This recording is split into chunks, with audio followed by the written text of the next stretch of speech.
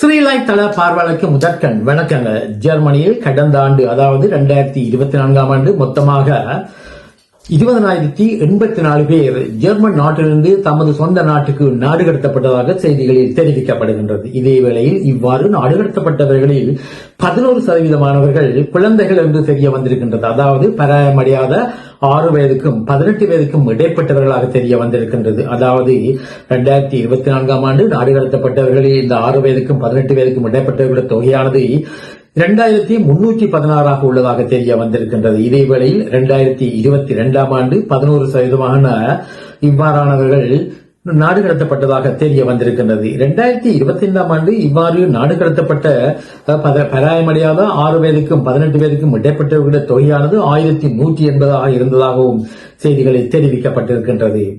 2022ஆம் ஆண்டு மொத்தமாக ஜெர்மன் நாட்டிலிருந்து 16,430 பேர் நாடு கடத்தப்பட்டதாக தெரிய வந்திருக்கின்றது.